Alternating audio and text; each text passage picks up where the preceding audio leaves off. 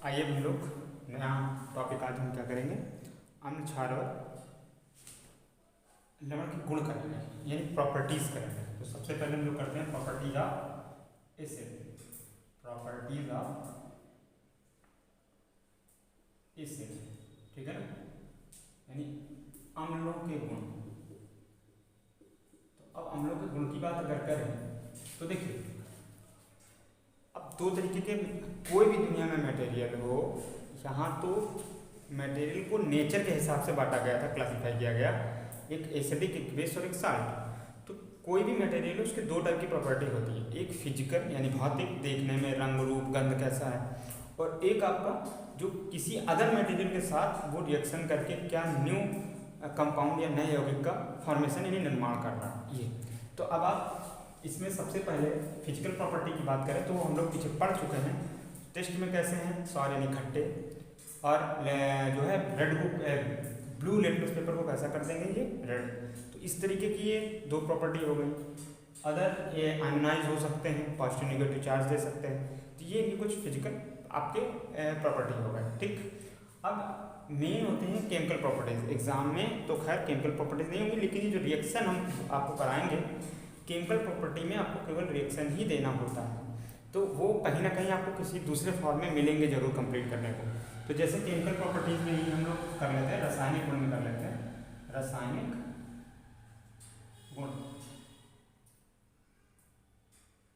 यानी chemical properties, chemical properties. तो अब केमिकल प्रॉपर्टीज में किस किस मटेरियल से रिएक्शन कर रहे हैं, तो नंबर एक रिएक्शन विद, हमने सबसे पहले एक कोई, अब देखिए ये जर्नल हम लोग कर रहे हैं तो आपका कोई भी एसिड हो सकता है, H2SO4 भी ले सकते हैं हम लोग, अब कोई भी एसिड हो सकता है आपका। जैसे मैंने लिया, मानिए जिंक मेटल से रिएक्शन कराई H2SO4 की, ये डिस्प्लेसमेंट रिएक्शन में भी आपके काम आएंगे, ठीक है ना। तो वो एग्जाम्पल वही है, तो ये क्या बन जाएगा, ZnSO4 और प्लस हाइड्रोजन गैस। इसी एसिड से हम लोग, मतलब एसिड चेंज भी हो सकता है, मान लीजिए जिंक की रिएक्शन हमने नाइट्रिक एसिड से करा दी तो आपका क्या बन जाएगा, जिंक और नाइट्रेट NO3। इसका होल्ड वाइज इसलिए लगाना पड़ेगा क्योंकि NO3 की वैलेंसी 1 होती है और इसकी 2 होती है, तो क्या निकल जाएगा H2 बैलेंस करने के लिए 2 तो आपको लगाना ही पड़ेगा। कंफर्म है कि मेटल से एसिड रिएक्शन करेंगे तो हाइड्रोजन गैस और उसका साल्ट बनेगा ही बनेगा, ठीक है। HCl से करते तो ZnCl2 निकल जाता है। तो ये रिएक्शन विद मेटल, और किसी भी मेटल से रिएक्शनें हो सकती हैं। बस थोड़ी सी एक बात यहाँ जरूर याद रखनी पड़ेगी, आप लोगों ने अभी पढ़ा नहीं है, हाँ एक टेबल होती है, मैं आपको शायद बता चुका हूँ, लिख बासर काना मग अल मन जल, इस करके शॉर्टकट हमें याद है, ठीक है। इसको जब डिटेल में पढ़ाएंगे तब पढ़ाएंगे। और फिर डली नीचे दिख रहा है, नहीं दिख रहा है, तो इसके बाद फिर लास्ट में आएगा H के बाद आपकी यहाँ पर Cu Hg Au है ना, और PtAu Ag नहीं Ag आएगा, फिर Hg आएगा, PtAu।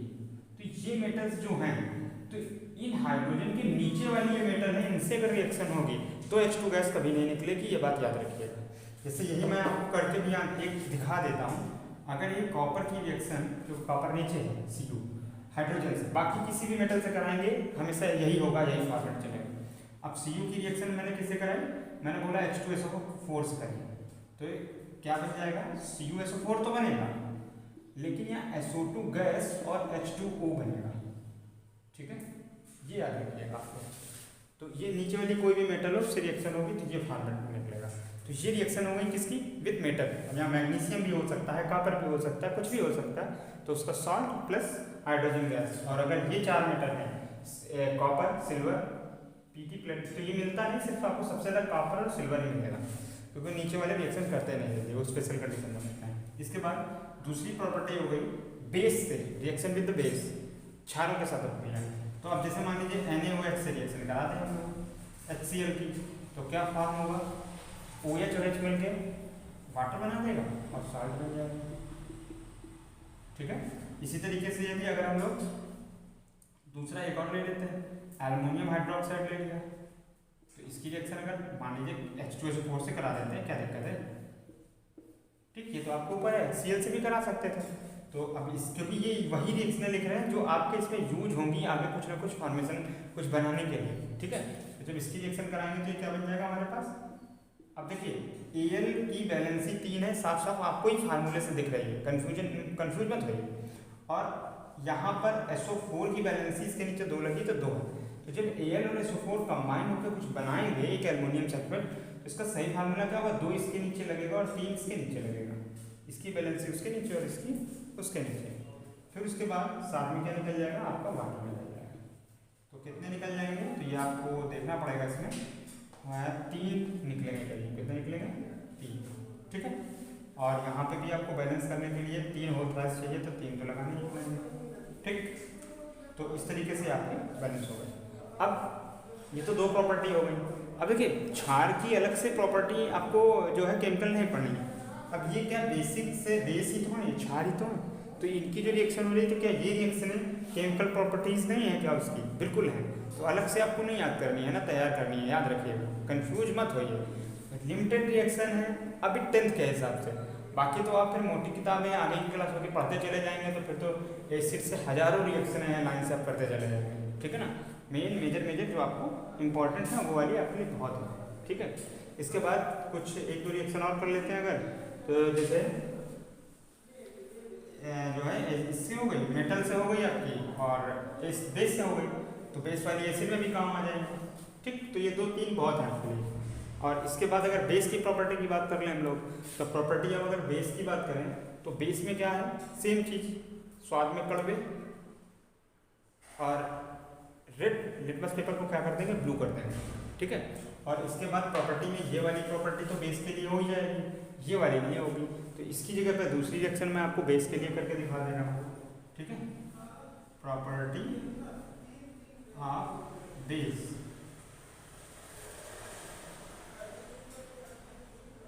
प्रॉपर्टीज, ठीक है, प्रॉपर्टीज ऑफ बेस। तो अब प्रॉपर्टीज ऑफ बेस में अगर हम लोग केमिकल वाले की हम बात करें, फिजिकल वाली मैंने आपको बता दी, तो अब इसमें जब हम लोग करेंगे तो क्या हो जाएगा, तो इसमें बनेगी क्या आपकी एक रिएक्शन जैसे करते हैं, बेस है मान लीजिए हमारे पास NH4OH, इसकी रिएक्शन हम लोगों ने कराई किससे, आपकी मान लीजिए अब ये वाली से ही करा दें एसिड से, तो वही हो गई, कुछ नया मटेरियल जैसे वाटर से रिएक्शन करेंगे, तो ये क्या कन्वर्ट हो जाएगा आपका, तो NH3 और H2O, तो ये तो होगा ही नहीं, ये तो जैसे मैंने गलत कुछ लिख दिया, अमोनिया की रिएक्शन करा देगा, अमोनिया एक आपका बेस ही तो है, तो ये क्या बना देगा, NH4OH बना देगा, ठीक है। इस तरीके से हो जाएगा। इसके बाद अगर जैसे करते भी हैं वाटर से, मान लीजिए हमने कर भी दिया, मान लीजिए ये बन गया, बर्तन तो वही है ना। अब अगर इसको हम डिजॉल्व करते भी हैं पानी में, तो ये ब्रेक क्या होगा, ऐसा नहीं कि होगा नहीं, कुछ होगा जरूर, क्या होगा, ये आयनाइज हो जाएगा, आपको दिख ही नहीं रहा होगा इसमें, तो चलिए मैं यहाँ पर लिख देता हूँ, क्या हो जाएगा, ये प्रॉपर्टी किसकी है, बेस की, ठीक है, बेस की, क्षारों, ठीक, क्षारों। तो केमिकल जैसे मैंने क्या बोला, अगर NH4OH की रिएक्शन आप CO2 कहाँ से आ गया है, H2O से कराएंगे तो क्या बन जाएगा आपका, आयनाइज हो जाएगा, ये पानी में घुलने के बाद टूट जाएगा, NH4+ अलग हो जाएगा, OH- अलग हो जाएगा, ठीक है, इस तरीके से। और कुछ नहीं, ये प्रेजेंस आप ऊपर भी दिखा सकते थे। दूसरी रिएक्शन हम लोग कर सकते हैं क्या, ये वाली आप गलत नहीं है आपकी, वो भी बिल्कुल सही है, ठीक है। इसके बाद जैसे अगर मान लीजिए सोडियम हाइड्रोक्साइड है, ये वेरी इंपॉर्टेंट है, साल्ट के फॉर्मेशन में आपको यूज होगी, कार्बन डाइऑक्साइड से रिएक्शन की, तो होगा क्या, इसके 2 लगेंगे और ये बन जाएगा Na2CO3, सोडियम कार्बोनेट, क्या बन जाएगा, सोडियम कार्बोनेट। ये आपको भी साल्ट आगे पढ़ना है तब आप जान जाएंगे। साथ में क्या निकल जाएगा, हाइड्रोजन वाटर के फॉर्म में निकल जाएंगे। बैलेंस करने के लिए 2 चाहिए, तो यहाँ पे आपको कितना लगाना पड़ेगा, तो 2 हो गए, और यहाँ 2H हो गए, तो H2 और एक वो इसमें चला गया CO3 में, ये आपका बैलेंस हो गया, ठीक है। ये कुछ प्रॉपर्टीज़ हो गई। तो अब बेस पे तो आपको 3-4 प्रॉपर्टी आ गई, ठीक। अब इसी के अलावा और भी अगर प्रॉपर्टीज़, कोई भी बेस है उसको अगर हीट किया जाए तो क्या होगा, मान लीजिए ऑन हीटिंग, तीसरा हम कर रहे हैं कि अगर हीट कर दें तो यही है, या मैग्नीशियम हाइड्रोक्साइड है या आपका एल्युमिनियम हाइड्रोक्साइड है, इसको केवल ऑन हीट कर दिया जाए, तो क्या होगा, तो इसका ऑक्साइड बन जाएगा और वाटर का फॉर्मेशन अलग हो जाएगा H2। ठीक, और उसके बाद अब बैलेंस तो आपको करनी ही पड़ेगी। तो बैलेंस के लिए एक को इधर लग गया तो यहाँ पे 3H2 तो मिनिमम नहीं 3H2 होगा, 3 है तो 3/2